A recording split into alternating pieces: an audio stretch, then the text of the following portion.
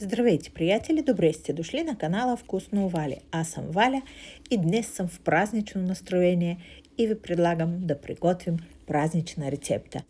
Днес ви давам идея как да направите трапезата си още по-красива, още по-празнична, а за целта ще сглобя днес две елхички. Една с сладки продукти, другата солена. И вече съм набавила продукти за моите елхички от Lidl.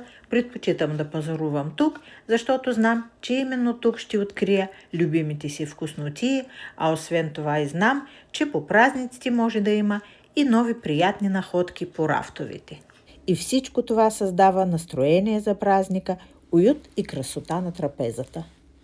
За основа на моите елхички аз ще ползвам готови конуси от стиропор и тези конуси ще увия или в хранително домакинско прозрачно фолио или в алуминиево фолио и пригответе също така една опаковка клечки за зъби.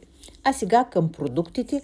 Първо за сладката елхичка, но купила съм дребни сладки, дребни бисквитки, ето такива красиви марципанови топченца. Също така различни видови нуга, която ще нарежа на ситни парченца за рецептата. Имам и желирани бомбонки. Приготвила съм и сушени плодове, при мен са фурми и кайсийки, а също и свежи ягоди, боровинки, грозди. Гроздито съм взела и тъмно, и светло. Имам и райска ябълка. Открих и чудни изненади, малки френски макарони за декориране и звездички от захарно тесто. За елхови иглички ще ползвам клончета от розмарин, които също съм намерила в Lidl. Ето и красивото бяло грозди, което ще ползвам и за сладката, и за солената елхичка, а също и чери доматки. Днес си избрах ето тези продълговатите. Още една чудна изненада за мен – мини еклерчета с солен пълнеж.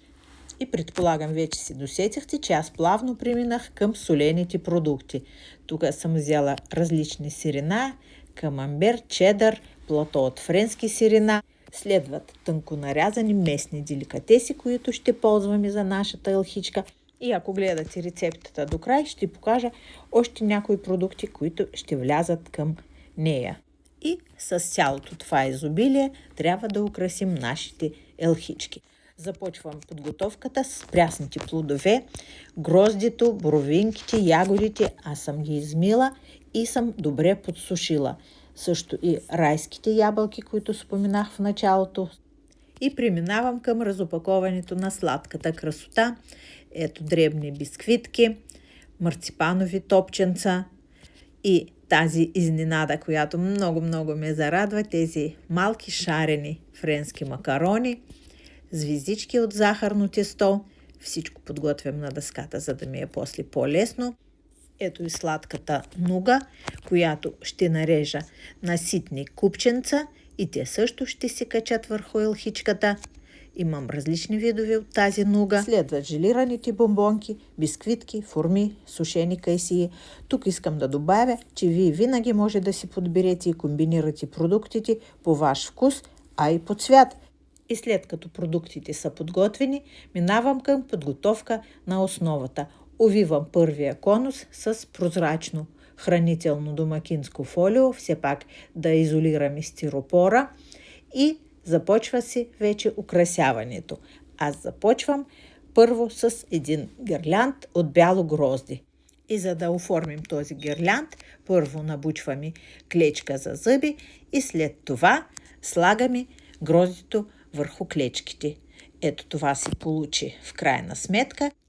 Сега следва гроздито от по-тъмен цвят и също повтарям линията на първия гирлянд от светлото грозди. Всичко това е въпрос на ваша фантазия, аз само ви подавам идеи. Сигурна съм, че много от вас ще осъществят тези идеи, а други дори ще ги подобрят и ще ги направят още по-интересни. И след като съм оформила този спираловиден гирлянд върху нашата елхичка, започвам сега по цялата повърхност на този конус да разпределям и боровинките. И от тук нататък продължаваме с сладката украса, като спазваме основно две правила. Първо, продуктите да са разпределени от всичките страни на елхата равномерно. И второ, стараем се по-големите по размер украси да ги закачаме в по-долната част на елхичката, за да е по-стабилна цялата конструкция. Украсявайки моята елхичка, мога да ви дам и следния съвет. Сигурно съм, че много от вас ще кажат откъде ще намеря тази основа, нямам вече време да я поръчвам и така нататък. Може да използвате вместо конуса от стиропор, може да ползвате един голям морков и една голяма ябълка. Срязвате моркова отдолу, за да получите равна основа на моркова, а след това разрязвате напречно ябълката на две части, ползвате долната част на ябълката, върху нея установявате моркова, като закрепвате моркова върху ябълката с дървен шиш за по-устойчива конструкция и вече ползвате тази основа за сглобяване на вашата елха. А аз междувременно продължавам да закачам сладката украса по моята елха. Виждате, използвам почти всички сладки, които съм ви показала в началото. Също така парченца райска ябълка. На върха на елхата съм сложила голяма червена ягода, а останалите ягодки съм сложила в основата на елхата, тъй като са доста големи и тежки, за да пази елхата повече равновесие. И последното нещо, което ще направим с сладката ни елхичка, това е да я поръсим с малко пудра захар, за да създадем заснежен ефект върху сладката ни елхичка. Готова е тя, минаваме към сглобяването на солената елха. И за да не се повтарям с втората елхичка, този конус съм увила вече с алуминиево фолио и предварително съм го набучила целия с клечки за зъби. Подготвената по този начин основа още по-лесно ще украсим, този път с солени продукти, като започвам с колбасите и ги правя в вид на розички или в вид на малки витрила.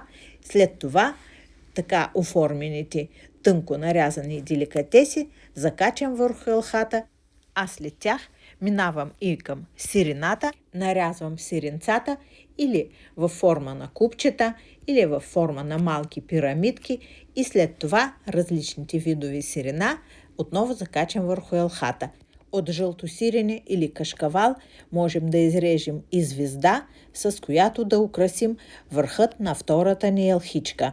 И докато ви разказвам всичко това, аз продължавам да нарязвам сирената в различни форми и парченца. Подготвила съм и чери доматките, също измити и подсушени, които ще ги кача на солената елха. И също знаете, че с тези деликатеси върви и гроздито, така че качваме на тази елха, освен чери доматки, също така и грозди. Между другото, в Lidl има и чери доматки в различни цветове, така че може да украсите вашата елха и с разноцветни чери доматки. Между другото, докато ви показвам как качвам украсата върху моето ядливо коледно дръвче, искам да ви подскажа, че освен показаните днес два вида елхи за празнична маса, съществуват и варианти, в които коледната елха е украсена с листа от зелена къдрава маруля, например, а върху нея са нанизани панирани пилешки хапки, крилца или пушена сьомга, или дори мини сандвичета. Както се казва, вкусови различни, а и апетитите също. Така че, ако предпочитете малко по-тежко украсена елха, може да използвате и тази идея с по-различните продукти. А моята солена елха също е готова и остава, както винаги, един последен штрих и това е розмарин.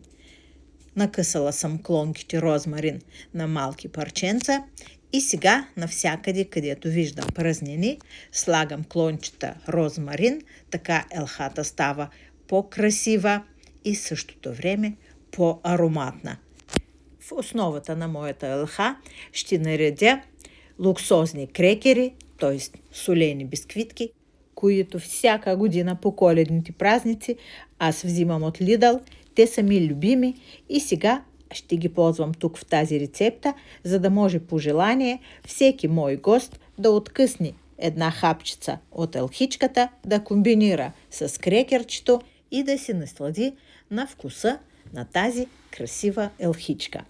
Още веднъж погледнете какви красоти сме сътворили днес, и сладка, и солена, и тези елхички могат да украсят всяка празнична трапеза.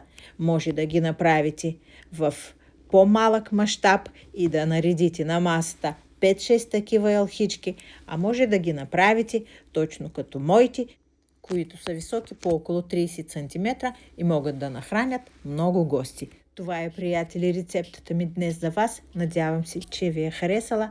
Аз ви пожелавам весели празници и нека всичките ви желания да се изпълнят. До нови вкусни срещи!